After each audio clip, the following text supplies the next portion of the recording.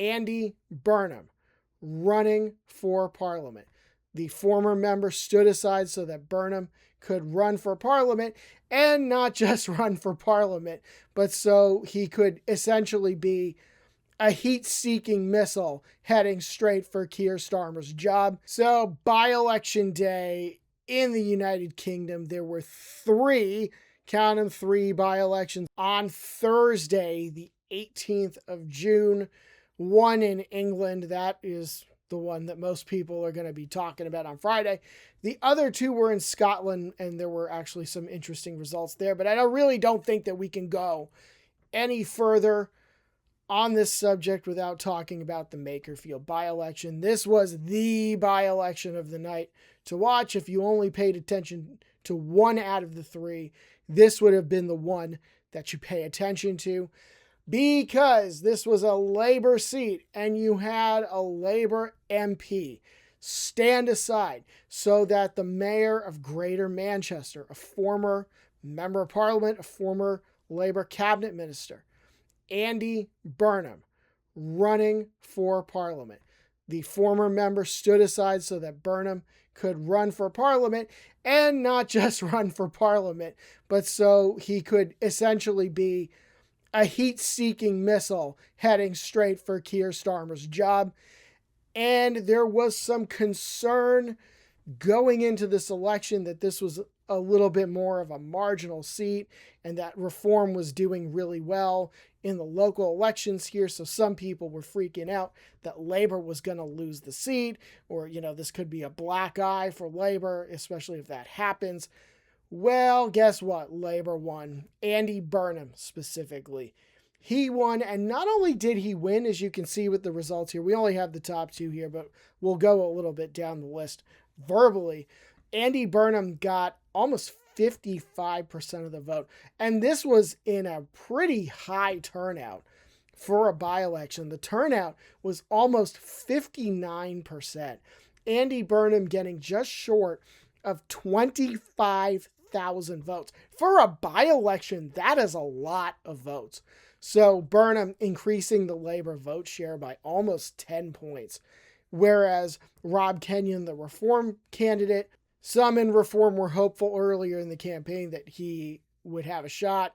He ended up getting about 15,700, about 35.5%. His vote share did go up from the 2024 general election, but Burnham's went up way more. So a pretty decisive win for Labour here, a majority of over 9,200 votes. So it really wasn't even close.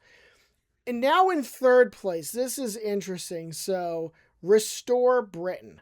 This is a Reform offshoot party that ran here. Rebecca Shepherd was the candidate. She got 3,100 votes. And just earlier today, Nigel Farage was saying that if Restore Britain costs us this seat, he's going to basically be really angry. Well, the vote did split a little bit, but you add Reform and Restore UK, and you're still not even at 19,000 votes. So even if that party didn't exist and that vote didn't split, Andy Burnham was still going to win this seat. That's how it looks to me. And then in fourth place, you had the Tories, Michael Winstanley, getting just under 1,000 votes. And then the Greens in fifth place at 308 votes. Less than 1%. The Lib Dems barely got any votes at all. And then actually Count Binface of the Count Binface party, he was actually higher up than a lot of the other candidates. He got 95 votes, finishing just behind the Lib Dems. So, hey, not too bad for him. But yeah, a resounding win for Labour there, and Andy Burnham more specifically. We'll talk more about the implications of that in a minute. So the next by-election we want to talk about, because this actually also generated a really interesting result. This is Aberdeen South in Scotland. So this was a campaign that was really driven by issues of oil and gas exploration in the North Sea. And the Conservatives went pretty hard to the hoop saying, we want to try to bring this industry back. and it resounded with voters. So Douglas Lumsden ended up flipping this constituency. The Tories had not won a by-election such as this in Scotland since 1967, so almost 60 years since the Tories had won a by-election like this. The SNP taking about 28.6% of the vote. Richard Thompson was the SNP candidate, but the Tory vote here was up 25 points. And where did a lot of those votes come from? Well, they actually came from Labour. So Labour was in second place in this constituency in the 2024 general election. They weren't particularly close to winning. They lost by about 4,000 votes last time. Well, now you look at how it's gone this time. And in Aberdeen South, Labour fell into fourth place behind the Tories, the SNP, and Reform UK, only getting about 5% of the vote here. So really just not a very good result. The Labour vote down 19%. So a pretty sizable swing from Labour to the Conservatives here, and also a pretty sizable swing from the SNP to the Conservatives. That's bound to happen anytime that your party share of the vote goes up 25 points. But Douglas Lumsden, the Conservative, has won the Aberdeen South by-election. Of course, as we said, there was a very important local issue that was made the centerpiece of the campaign for the Tories, and the message resonated. The turnout was much lower in Aberdeen South than in Makerfield, and the same would go for Arbroath and Brodie Ferry, which was another SNP seat in Scotland, but this one was won by the SNP. So Laura Bird, the SNP candidate, she is going to Westminster. The Conservative, Jack Cruikshanks, he came in second. Reform came in third. And Labour, again, another one where they came in second place in the general election 2 years ago. Actually, Labour almost won this seat 2 years ago. Labour only lost by about 2 percentage points in the 2024 general election.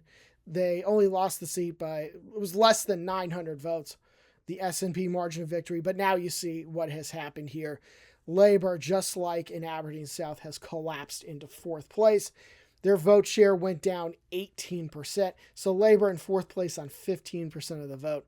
The Tories in second on 19%, Reform third at 18%, and the SNP winning the seat at 41% of the vote. So a majority of over 5,000 for the SNP. So a bit of a mixed bag for the SNP tonight. They hold on to their seat in Arbroath, and then they lose big time in Aberdeen South. So definitely a mixed night for the SNP. But you all want to talk about Makerfield. I understand. You want to talk about Makerfield because this is a very consequential by-election. The whole reason that this by-election happened was because a Burnham loyalist got out of the way so that Burnham could retake a seat in Parliament and Burnham could seek the Labour leadership. And it sounds like right now they're going to try to do a bloodless coup first. I don't know how that's going to work, but I guess we'll find out next week. But I think there is just a very, very obvious sense that Burnham is coming back to Parliament, not just because he got bored of being the mayor of Greater Manchester, but because he wants to run for the Labour leadership. I mean, everybody knows it. Keir Starmer knows it. Everybody knows it. So now the question is, does Starmer just see the writing on the wall and get out of the way, which I'm not sure that he will? Or are we going to have an actual Labour leadership race happen between Starmer and Burnham or whomever else might want to get involved in it? So that would be interesting. If you want to think down the road, should Burnham be successful in taking the Labour leadership, you might be tempted to think, well, how is this going to modify Labour's poll numbers? Are they actually going to have a chance in the next general election?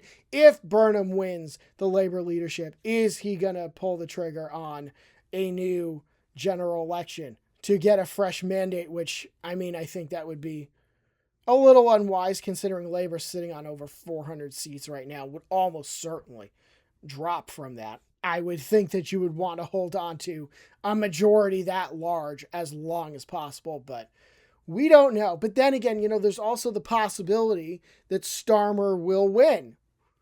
And if he wins, then some people might ask, well, then was this all for nothing? Well, I guess we'll just find out. But we do know Andy Burnham, the Greater Manchester mayor, former MP, is an MP again.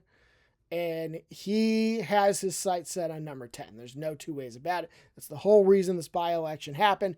So now that Burnham has gotten back into Parliament, now it starts to get interesting, because now we see, does Starmer respond to this? Does Starmer stand and fight for his leadership? So I guess we'll all just have to find out together. And for more on British elections, Legomicist elections, like and subscribe. Follow us on social media. We'll see you soon.